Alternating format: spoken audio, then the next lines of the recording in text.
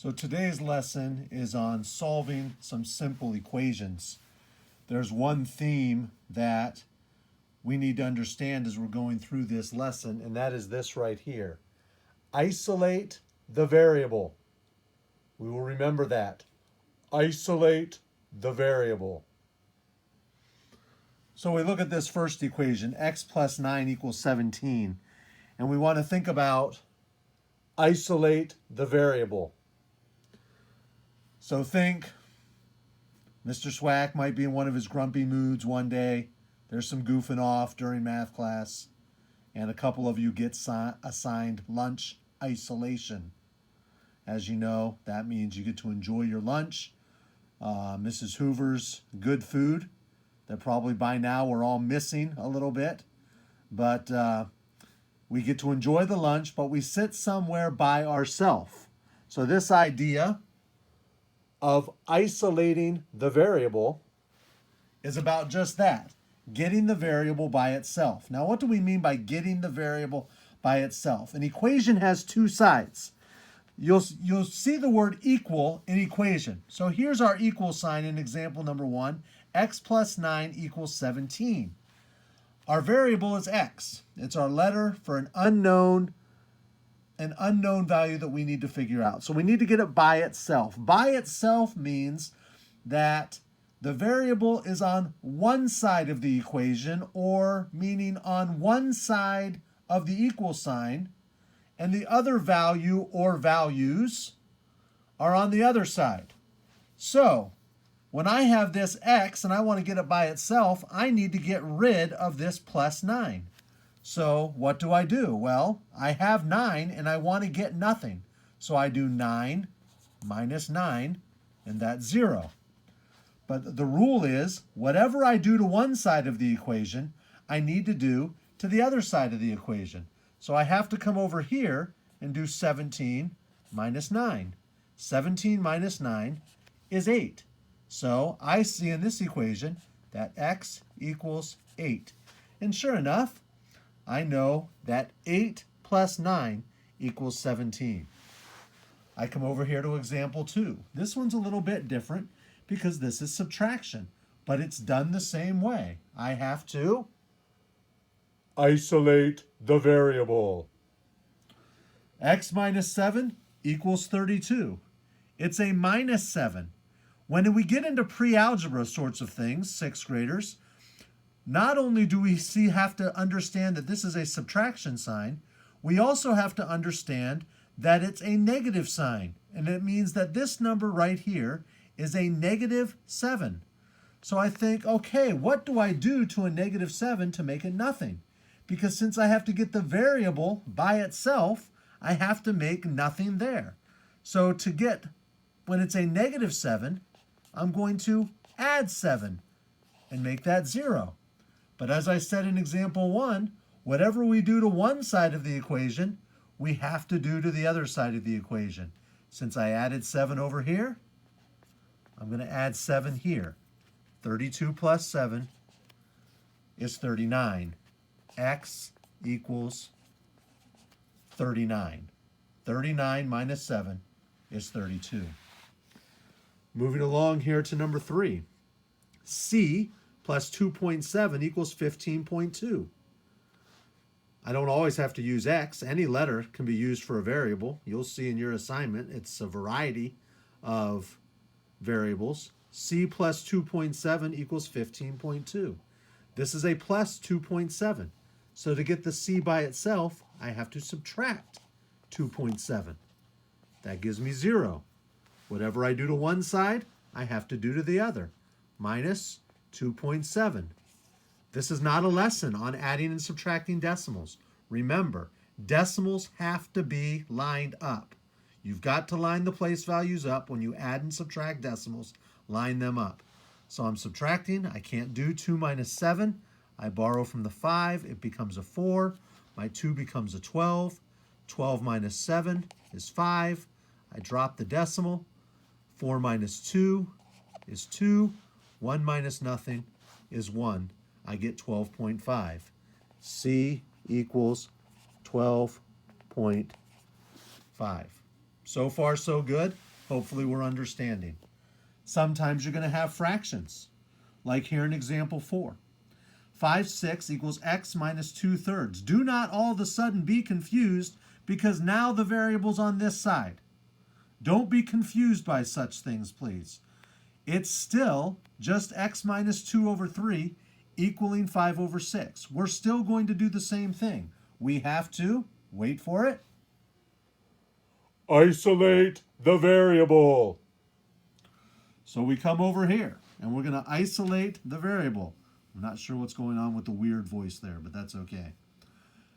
I have to get x by itself. And since this is a minus 2/3, okay, it means that I'm going to have to add 2/3 to both sides because I will need to get it to 0. Add 2/3, that makes 0, which means I need to come over here and add 2/3. Ladies and gentlemen, this is not a lesson in adding fractions. This is not a lesson in adding fractions. So to go give myself a little more room, I'm going to have to come over here. 5/6 plus 2/3. I have to find a common denominator. I'm thinking about 6 and 3, so I'm going to go with 6. My 5/6 is going to stay a 5/6. My 2/3 is going to become something over 6. And I think, okay, it's 3 times 2 that got me 6. So I have to do 2 times 2, and that's going to give me 4. 5/6 plus 4/6 equals 9/6. I want to simplify. I'm thinking I'm going to divide them both by 3. 9 divided by 3 is 3. 6 divided by 3 is 2. I get 3/2. 3/2 is an improper fraction. I want to turn it into a mixed number. Remember, folks, fractions are what? Yes, I hear you through the screen. They're just division problems. 3 divided by 2. 2 can go into 3 one time. If I take 2 into 3 one time, there will be 1 left over. My denominator 2 will stay a denominator 2. X equals, come over here a little bit, 1 and 1/2. I'm not a professional YouTube video person yet, so thank you for bearing with me. So, come back over here to my other chart. Sometimes problems are going to look a little different, but it's the same idea. We still want to isolate the variable. I come over here, I'm going to look at my next example, number 5. X plus 5 and 7/8 equals 8 and 1/3. X plus 5 and 7/8 equals 8 and 1/3. Once again, I need to isolate the variable. I want to get x by itself. So I'm going to come over here and I'm going to subtract 5 and 7/8 to get 0. I'm going to come over here and I'm going to have to subtract 5 and 7/8. Ladies and gentlemen, you're going to have to remember your rules of adding and subtracting mixed numbers. Okay? These are just skills that by this time now we want to make sure we know, and we're just using them in a variety of different ways. So as you know, my first step here is to find a common denominator. I'm thinking 3 and 8. I think about my multiplication problems, 3 and 8, and I'm thinking, well, I think the best number to use is going to be 24. So this is going to become 5 and something over 24. This is going to become 8 and something over 24. Okay, and I'm going to think to myself, okay, what did I do to the 3 to get 24? Well, I did 3 times 8. And since I did 3 times 8, I'm going to do 1 times 8, and that's going to give me 8. For 5 and 7/8, I think, what did I do to this 8 to get 24? Well, I did 8 times 3.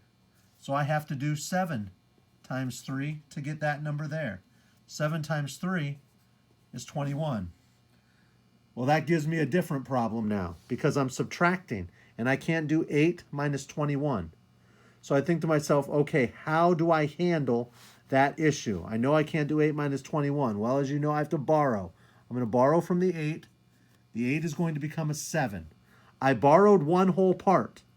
Remember, 1 equals 24 over 24. Okay? Since my denominator is 24, I just go 24 over 24. 24 divided by 24 is 1. So I'm going to take this 24 over 24 and I'm going to add it to the 8. That's what I'm going to do. I'm going to take 8 plus 24, and I think that 8 plus 24 equals 32. Okay? And so I'm going to do that there, and I'm like, well, all of a sudden that works. Instead of 8 and 8 over 24, I now have 7 and 32 over 24. Let me get this out of here. All right. And so I say, okay, I do 32 over 24 minus 21 over 24, and that gives me 11 over 24.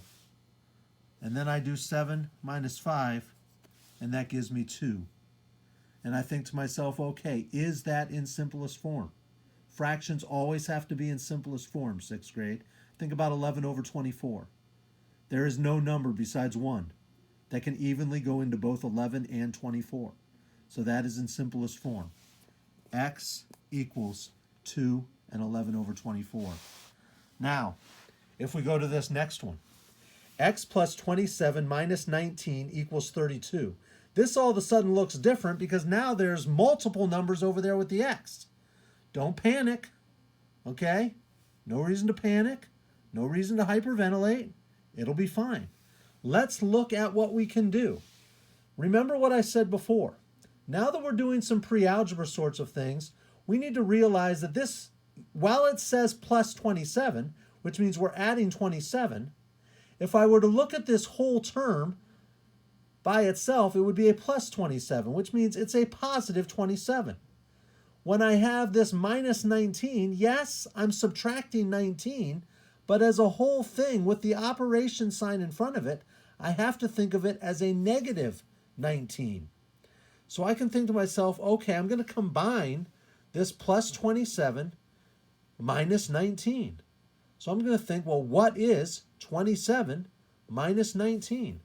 Well, I think that 27 minus 19 is 8. So I'm going to cross this off, this 27 minus 19, and I'm going to make that 8. And all of a sudden it becomes x plus 8 equals 32. Well, that looks like example number 1 pretty much. I have the plus 8. I still want to isolate the variable. X plus 8 equals 32. The plus 8 going to give me a minus 8. That's going to be 0. I'm going to come over here because remember, whatever I do to one side of the equation, I have to do to the other side of the equation. I subtracted 8 here, so I have to subtract 8 there. 32 minus 8 is 24. I find that x equals 24. We got one more. My hand kind of rubbed this one off a little bit. 21. My apologies. There we go. 21 plus 16 equals x minus 18. Well, first of all, let's combine what I can. I think that I can figure out what 21 plus 16 equals. 21 plus 16, I think, is 37. Okay, I think we can handle that. So this becomes 37 equals x minus 18. Now I'm back to where I was before, back on the first part. I want to, one more time, isolate the variable. Whenever I do that, you should all just say it with me in weird voices. That'd be okay. 37 equals x minus 18. So I have this minus 18. I need to get it to 0. And since it's a minus or a negative 18, I'm going to add 18 to both sides. And it's going to become 0. Since I added 18 to this side, I have to add 18 to this side. So I'm going to come over here and I'm going to do 37 plus 18. 7 plus 8 is 15. Carry the 1. 1 plus 3 is 4, plus 1 is 5. I get 55. 55 equals x. And sure enough, it's 55 minus 18. That equals 37. Remember the key? Isolate the variable.